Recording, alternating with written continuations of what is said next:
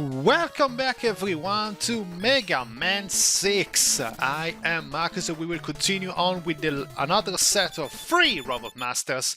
And let's start with Tomahawk, man. Another song that I absolutely freaking love and enjoy. And yeah, take a guess of where this character is supposed to be hearing from. I'm not gonna comment on the fact that it might be a little bit too insensitive, but yeah. You have Tomahawk, man, and we got ourselves a new power-up after beating Blizzard. No, was it Blizzard, man? No, it was Plant Man. Yeah, I got a brain fart just right at the freaking 50 seconds mark. Yeah, good job. But yeah, we got a new power-up to use, and it's the Jet Power Megaman. And oh my god, let me just say how much I freaking enjoy the fact that this power-up exists. Like, it's a jetpack. That inherently makes it cool. I don't make the rules. But also, the level of control having just this simple jetpack will give you, it's amazing. Like, if you ever felt like you had an issue with Mega Man's platforming, this is how you solve it. You just create this new power that gives you just a little bit of boost to your jump and control over it, that you're good. Like, it's insanely helpful and I just adore it.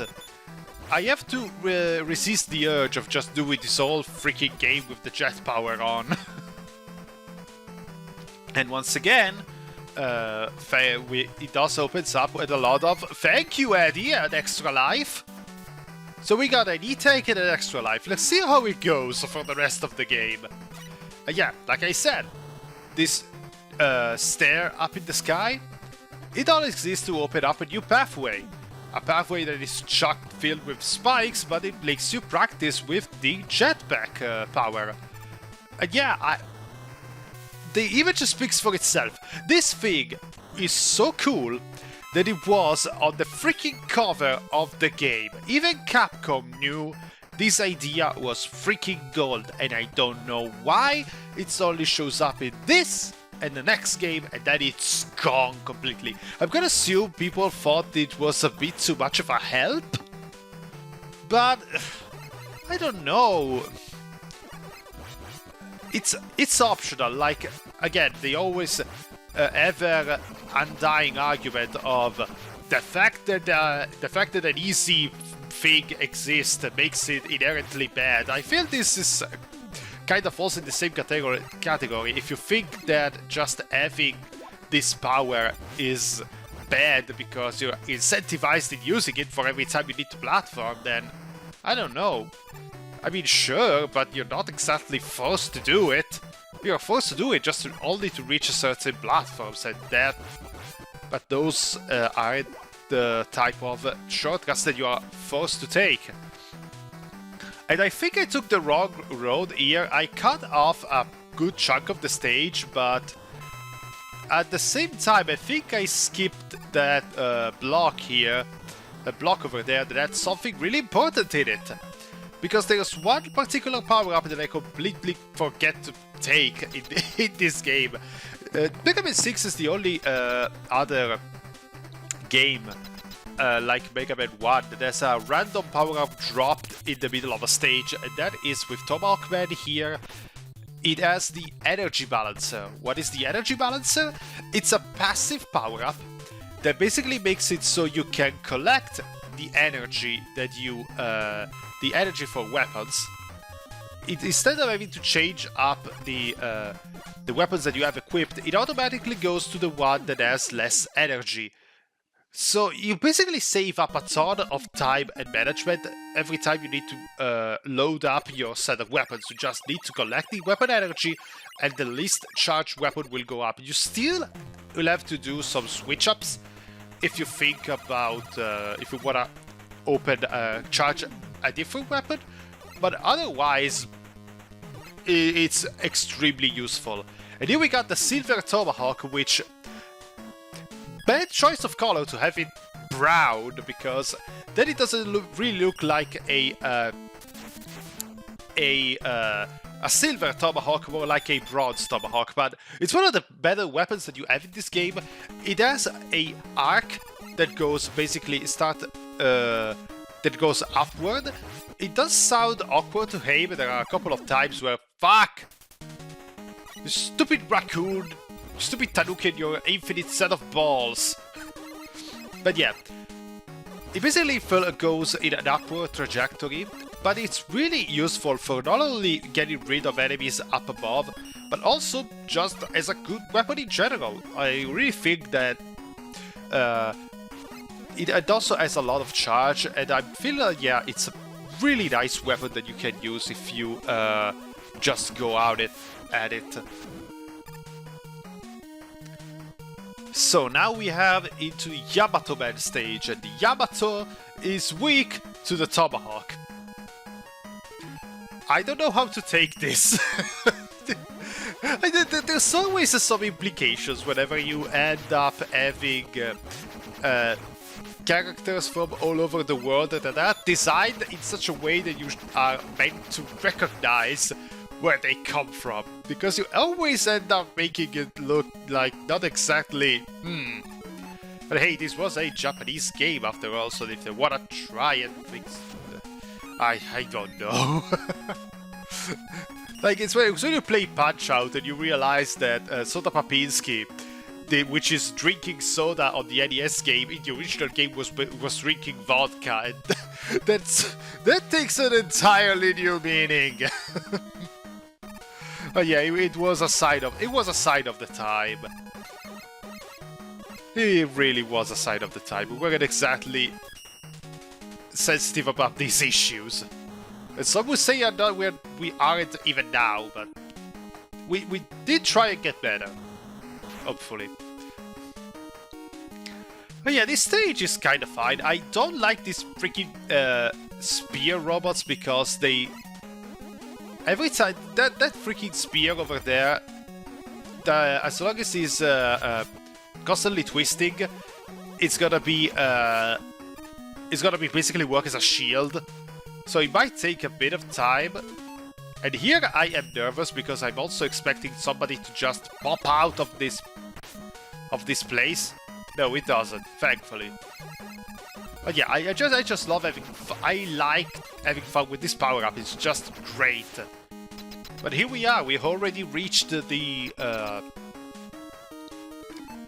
destination. And yes, we also, I forgot to mention before, but some of these stages have basically double exits for the bosses. So you some stages where you have to basically make a choice of what exit you're gonna get to follow to beat the boss, because one of them will actually give you a beat part. Beat is once again here. The letters aren't collected all over the stage, but you basically collect them by going to specific exits on some specific bosses. It's very easy to guess where they are. Just take the route that it looks like you can't be reached with a normal Megaman. Basically, that's it. And unfortunately, Beat is not as useful as it was in Mega Man 5. So yeah, take a pick. And we got the Yamato Spear.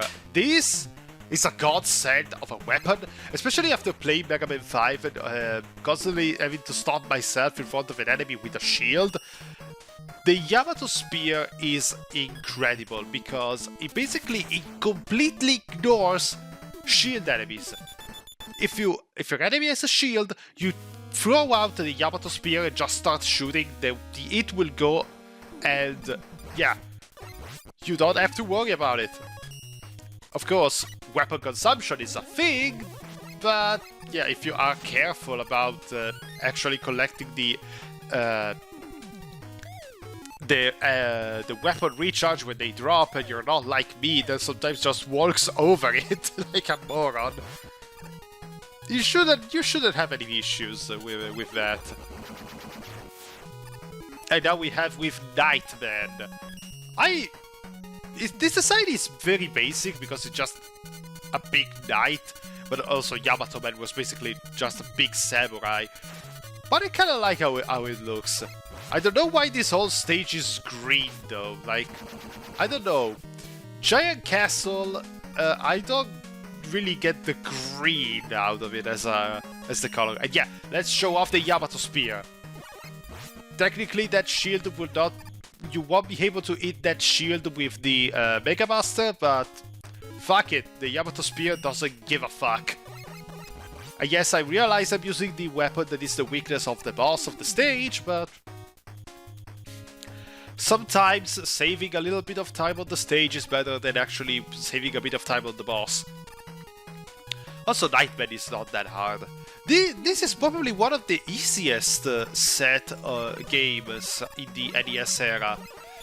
I don't know if it's the presence of the Jet Megaman, the level design being a lot more basic and forgiving, but I feel Mega Man 6 can actually be the perfect jumping point for people that are not exactly great at platformers who want to get into Mega Man. Thank you for another extra life, so we got an E-Tank and 2 extra lives. Eddie is extremely generous today.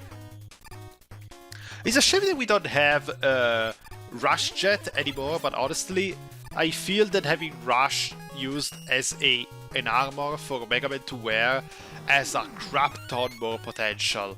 Like, this here we have the Jet power-up and the power power-up, which redundant, much redundant. But I feel there are many other options that you can take, like something that can actually give you the ability to fly for maybe a shooter stage, going back into having like a submarine exploration thing. I don't know, I think the options are there to unpack and take advantage of. I feel, like I said, I feel the reason why they stopped doing this is because having new armor is a Mega Man X thing, and they didn't want to really muddle the water too much. But it's all a guessing game, especially since after Mega Man 8 there would be a hiatus of a lifetime. And here we have Nightman, a very easy fight. This Morning Star is technically can go in any directions, but as you can see, it seems like it stops the moment it's about to hit you. That weapon is absolutely extremely easy to avoid, and if it wasn't for the fact that I feel Flame Man and Plant Man are absolutely mandatory to get first, especially Flame Man, I would probably tell you to just go Ignite first. But yeah, we got with our 3 Robot Masters, so we'll see each other in the next part of Mega Man 6. I am Marcus, and take care of yourself, guys. Stay safe and have a very nice day.